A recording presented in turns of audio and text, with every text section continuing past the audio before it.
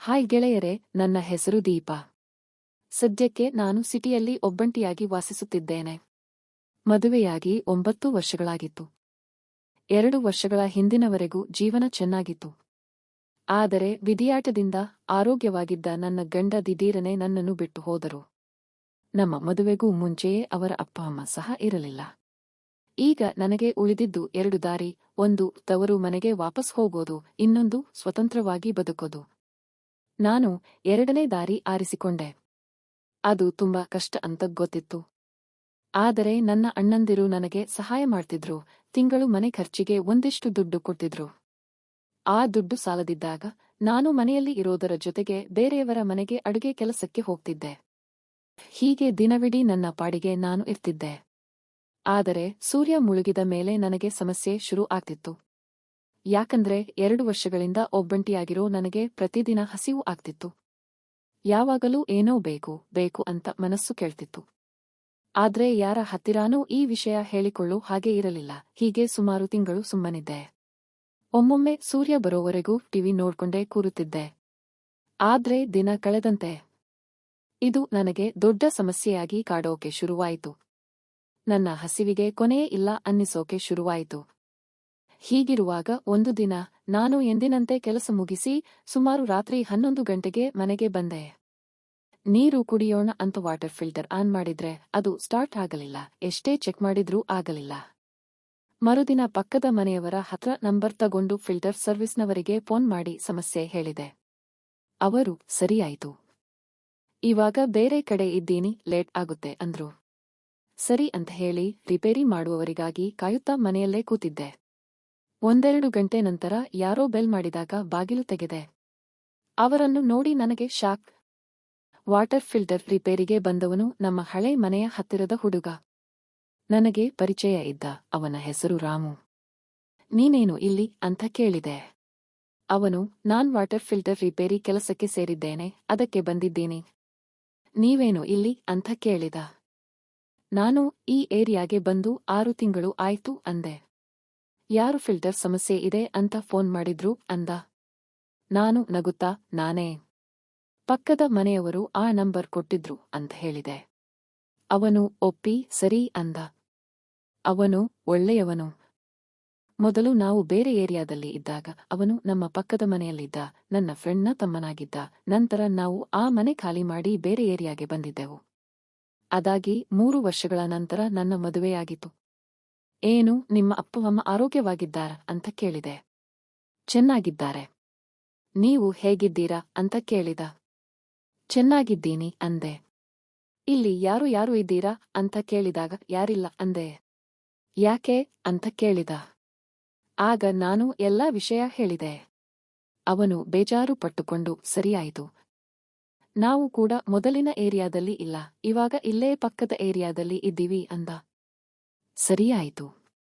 ಯಾವಾಗಿನಿಂದ ಈ ಕೆಲಸಕ್ಕೆ ಸೇರಿದೆ ಅಂತ ಕೇಳಿದೆ. ಇವಾಗ 3 ತಿಂಗಳಾಯ್ತು. ಯಾವ ಕೆಲಸವಾದ್ರೂ ಏನು, ಎಲ್ಲವನ್ನೂ ಮಾಡಬೇಕು ಅಂದ. ಆಮೇಲೆ ಅವನಿಗೆ ಟೀ ಮಾಡಿಕೊಡೋಣ ಅಂತ ಅಡುಗೆ ಮನೆಗೆ ಹೋದೆ. ಟೀ ಕೊಟ್ಟಾಗ ಅವನ ಜೊತೆಗೆ ಮಾತನಾಡುತ್ತಾ ಕೂತಾಗ ಅವನು ಯಾಕೋ ನನ್ನ ಕಡೆ ಒಂಥರ ನೋಡಿದ. ನನಗೂ ವಿಚಿತ್ರ ಅನಿಸಿತು. ಹಾಗೆ ನೋಡ್ತಾ ಇದ್ದೀಯಾ ಅಂತ ಕೇಳಿದೆ. ಏನಿಲ್ಲ ಅಂತ ಹೇಳಿ ಸುಮ್ಮನಾದ. ಬೀಡು, ನನಗೆ ವಯಸ್ಸಾಗಿದೆ, ಇನ್ನೇನು ಉಳಿದಿದೆ ಅಂತ ಹೇಳಿ ನಕ್ಕೆ. ಅವನು ಹಾಗೆಲ್ಲ ಅಂದುಕೊಳ್ಳಬಾರದು ಅಂದ. ಆಮೇಲೆ ಅವನು ವಾಟರ್ ಫಿಲ್ಟರ್ ಬಿಚ್ಚಿ ರಿಪೇರಿ ಮಾಡ್ತಾ ಕೂತಿದ್ದ. ನಾನು ಟಿವಿ ನೋಡುತ್ತಾ ಕೂತಿದ್ದೆ. ಹೀಗೆ ಮಾತನಾಡುತ್ತಾ ಇದ್ದಾಗಲೆಲ್ಲ ಅವನು ನನ್ನ ಕಡೆಗೆ ನೋಡುತ್ತಲೇ ಇದ್ದ. ಆಗ ನನಗೆ ಯಾಕೆ ಹೀಗೆ ನೋಡ್ತಾ ಇದ್ದಾನೆ ಅಂತ ಆಶ್ಚರ್ಯ ಎನ್ನಿಸಿತು. ನಮ್ಮ ನಡುವೆ ಮಾತುಕತೆ ನಡೆದೇ ಇತ್ತು. ಕೊನೆಗೆ ರಿಪೇರಿ ಮುಗಿದ ಬಳಿಕ ಅವನು ಹೋಗಬೇಕು ಎನ್ನುವಷ್ಟರಲ್ಲಿ ಟಿವಿಯಲ್ಲಿ ಬೇರೆ ತರಹದ ಹಾಡು ಶುರುವಾಗಿತ್ತು. ಅವನು ಅದನ್ನೇ ನೋಡ್ತಾ ನಿಂತ. ನಾನು ಕೂಡ ಹಾಡು ನೋಡ್ತಾ ಕೂತಿದ್ದೆ. ಆಗ ಅವನು ಸರಿ, ನಾನು ಹೋಗ್ತೀನಿ ಅಂತ ನನ್ನ ನೋಡುತ್ತಾ ಹೇಳಿದ. ಇರು, ಮಧ್ಯಾಹ್ನ ಊಟ ಮಾಡಿಕೊಂಡು ಹೋಗು ಅಂತ ಹೇಳಿದಾಗ ಅವನು ಇಲ್ಲ, ಹೋಗ್ತೀನಿ, ಬೇರೆ ಕಡೆಗೆ ರಿಪೇರಿ ಇದೆ, ಇಲ್ಲ ಅಂದರೆ ಕಂಪನಿಯಲ್ಲಿ ರಿಪೋರ್ಟ್ ಕೊಡುವಾಗ ಕಷ್ಟ ಆಗುತ್ತೆ ಅಂದ. ನಾನು ಮುಖ ಸಪ್ಪೆ ಮಾಡಿ ಸರಿ ಅಂದೆ. ಇದು ನನ್ನ ನಂಬರ್, ಆವಾಗ ಫೋನ್ ಮಾಡ್ತಾ ಇರು, ನಾನೇನಾದರೂ ರಿಪೇರಿ ಇದ್ದರೆ ಕಾಲ್ ಮಾಡ್ತೀನಿ ಅಂತ ಹೇಳಿದೆ. ಅವನು ಸರಿ ಅಂತ ಹೇಳಿ ಹೊರಟ. ಅವನು ಹೋದ ಮೇಲೆ ನಾನು ಟಿವಿ ನೋಡುತ್ತಾ ಕುಳಿತು ಇವನ ಬಗ್ಗೆ ಯೋಚಿಸೋಕೆ ಶುರು ಮಾಡಿದೆ. ಅವನು ಕುಳ್ಳನಾಗಿದ್ದರೂ ಚೆನ್ನಾಗಿದ್ದಾನೆ ಅಂತ ಯೋಚಿಸಿದೆ. ಅಷ್ಟೊತ್ತಿಗೆ 6 ತಿಂಗಳಿಂದ ತಡೆದುಕೊಂಡಿದ್ದ ಹಸಿವು ನನಗೆ ಕಾಟ ಕೊಡೋಕೆ ಶುರುವಾಯಿತು. ನನಗೆ ತಡೆಯಲು ಆಗಲಿಲ್ಲ. ಅಲ್ಲೇ ದೇವರು ಕೊಟ್ಟ ಕೈಯಿಂದ ಕೈಕೆಲಸ ಮಾಡಿ ಸಮಾಧಾನಪಟ್ಟೆ. ಆಮೇಲೆ ಇವನ ಕಡೆಯಿಂದ ನನ್ನ ಹಸಿವು ತೀರಿಸಿಕೊಳ್ಳಲು ಸಹಾಯ ಪಡೆಯಬೇಕು ಅಂತ ಅನ್ನಿಸಿತು. ಸಮಯದ ಕಡೆ ನೋಡಿದಾಗ ಗಂಟೆ ಅದಾಗಲೇ 3 ಆಗಿತ್ತು. ಇದು ಒಳ್ಳೆಯ ಸಮಯ ಅಂತ ಅನಿಸಿ ಅವನಿಗೆ ಫೋನ್ ಮಾಡಿ ಮತ್ತೆ ವಾಟರ್ ಫಿಲ್ಟರ್ ಸರಿಯಾಗಿ ಆನ್ ಆಗ್ತಾ ಇಲ್ಲ ಅಂತ ಹೇಳಿದೆ. ಅವನು ಆವಾಗಲೇ ರಿಪೇರಿ ಮಾಡಿದಾಗ ಸರಿ ಇತ್ತಲ್ಲ, ಏನಾಯ್ತು ಅಂದ. ನನಗೂ ಅಷ್ಟೇನೂ ಗೊತ್ತಾಗ್ತಿಲ್ಲ, ಒಂದು ಸಲ ಬಂದು ಪರೀಕ್ಷೆ ಮಾಡು ಅಂತ ಹೇಳಿದೆ. ಅವನು ಸರಿ 4 ಗಂಟೆಗೆ ಆ ಕಡೆಗೆ ಬಂದಾಗ ಬಂದು ಚೆಕ್ ಮಾಡ್ತೀನಿ ಅಂದ. ನಾನು ಸರಿ ಅಂತ ಹೇಳಿದೆ. ನನಗೆ ಖುಷಿಯೋ ಖುಷಿ. ಏನು ಮಾಡಬೇಕು ಅಂತ ಗೊತ್ತಾಗಲಿಲ್ಲ. ಆಮೇಲೆ ಅವನು ಬಂದ. ಸರಿ, ಎಲ್ಲಿದೆ ಫಿಲ್ಟರ್? ಏನಾಗಿದೆ ಅಂತ ಕೇಳಿದ. ಗೊತ್ತಿಲ್ಲ ಅಂತ ಹೇಳಿ ಒಳಗೆ ಕರೆದು ಬಾಗಿಲು ಲಾಕ್ ಮಾಡಿದೆ. ಅವನು ಅಡುಗೆ ಮನೆಗೆ ಹೋಗಿ ವಾಟರ್ ಫಿಲ್ಟರ್ ಚೆಕ್ ಮಾಡಿದ.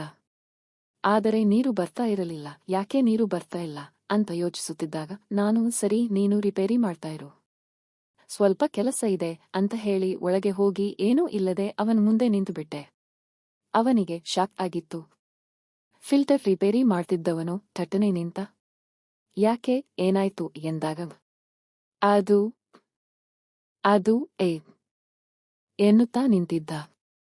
ಯಾಕೆ, ಯಾವತ್ತೂ ನೋಡಿ ಇಲ್ವಾ ಅಂತ ಕೇಳಿದೆ. ಇಲ್ಲ ಎಂದು ಹೇಳಿ ಸುಮ್ಮನೆ ರಿಪೇರಿ ತೊಡಗಿದ. ಆಗ ನಾನು ಸರಿಯೇ ಅಂತ ಹೇಳಿ ಅವನ ಜೊತೆಗೆ ಅಲ್ಲೇ ಆ ಕೆಲಸವನ್ನು ಮಾಡಿದೆ. 6 ತಿಂಗಳ ಬಳಿಕ ನನಗೂ ಆ ಕೆಲಸ ಮಾಡಿದ್ದರಿಂದ ಸಮಾಧಾನವಾಗಿತ್ತು. ಆಮೇಲೆ ತುಸು ಹೊತ್ತಿನ ಬಳಿಕ ಇದೇನು ಇಷ್ಟೆಲ್ಲ ಚೆನ್ನಾಗಿ ರಿಪೇರಿ ಮಾಡ್ತೀಯಾ ಅಂತ ಕೇಳಿದೆ. ಅವನು ಮೊದಲು ಯಾವತ್ತೂ ಮಾಡಿಲ್ಲ, ಆದರೆ ಇವತ್ತು ಮಾಡಿದ ರಿಪೇರಿ ಚೆನ್ನಾಗಿಯೇ ನನಗೆ ನೆನಪಿನಲ್ಲಿ ಉಳಿಯುತ್ತೆ ಅಂದ. ನಾನು ನಕ್ಕು ಸುಮ್ಮನಾದೆ. ಆಮೇಲೆ ಇಬ್ಬರೂ ಕಾಫಿ ಕುಡಿದು ಹಾಗೆ ಮಾತನಾಡುತ್ತಾ ಕುಳಿತುಕೊಂಡೆವು. ಆಮೇಲೆ ನಾನು ಅವನಿಗೆ ನನಗೊಂದು ಚಿಕ್ಕ ಕೆಲಸ ಸಿಗುತ್ತಾ? ಜೀವನ ಕಷ್ಟವಾಗಿದೆ ಅಂತ ಹೇಳಿದೆ. ಆಗ ಅವನು ಇನ್ಮೇಲೆ ನೀವು ಹೊರಗೆ ಕೆಲಸಕ್ಕೆ ಹೋಗಬೇಡಿ, ಇಲ್ಲೇ ಪಕ್ಕದಲ್ಲಿ ಒಂದು ಟೈಲರ್ ಅಂಗಡಿ ಹಾಕಿ, ಅದರಿಂದ ಚೆನ್ನಾಗಿ ಆದಾಯ ಬರುತ್ತೆ, ಇದರಿಂದ ನೀವು ಹೊರಗೆ ಹೋಗುವ ಅಗತ್ಯ ಕೂಡ ಇಲ್ಲ ಅಂದ. ನಾನು ಸರಿ ಅಂತ ಹೇಳಿದೆ. ಇದಾದ ಬಳಿಕ ಅವನು ಆಗಾಗ ಬಂದು ಫಿಲ್ಟರ್ ರಿಪೇರಿ ಮಾಡುತ್ತಲೇ ಇದ್ದ. ಹೀಗೆ ಒಂದಿಷ್ಟು ದಿನಗಳ ಬಳಿಕ ಅವನಿಗೆ ಮದುವೆ ಆಗಿಬಿಟ್ಟಿತ್ತು. ಅಷ್ಟೊತ್ತಿಗೆ ನಾನು ನನ್ನ ನಂಬರ್ ಬದಲಾಯಿಸಿ ಬೇರೆ ಏರಿಯಾಗೆ ಬಂದುಬಿಟ್ಟಿದ್ದೆ. ಫ್ರೆಂಡ್ಸ್, ಈ ಕತೆ ಇಷ್ಟವಾಗಿದ್ದರೆ ಇದಕ್ಕೊಂದು ಲೈಕ್ ಕೊಟ್ಟು ನಮ್ಮ ಚಾನೆಲ್ ಸಬ್ಸ್ಕ್ರೈಬ್ ಮಾಡಿಕೊಳ್ಳಿ. ಗೆಳೆಯರೇ, ಇಂತಹ ಕಾಲ್ಪನಿಕ ಘಟನೆ ಕತೆಗಳಂತೆ ನಿಜ ಜೀವನದಲ್ಲಿ ಮಾಡಿದ್ದೇ ಆದಲ್ಲಿ ಜೀವ ಮತ್ತು ಜೀವನಕ್ಕೂ ತೊಂದರೆಯಾಗುತ್ತದೆ. ಹಾಗಾಗಿ ಇಂತಹ ಕಾಲ್ಪನಿಕ ಕತೆಗಳಿಗೆ ಪ್ರಾಮುಖ್ಯತೆ ನೀಡಬಾರದು. ಉತ್ತಮ ಸದ್ಗುಣದ ಜೀವನ ನಡೆಸಬೇಕು. ಜೊತೆಗೆ ನಮ್ಮ ಬದುಕನ್ನು ಹಸನಾಗಿಸುವ ಕತೆಗಳನ್ನು ಓದಿ ಸ್ಫೂರ್ತಿಯನ್ನು ಪಡೆಯಬೇಕು. ಗೆಳೆಯರೇ, ಈ ಕತೆ ಇಷ್ಟವಾಗಿದ್ದರೆ ಲೈಕ್ ಮಾಡಿ, ಚಾನೆಲ್ ಸಬ್ಸ್ಕ್ರೈಬ್ ಮಾಡಿ. ಧನ್ಯವಾದ.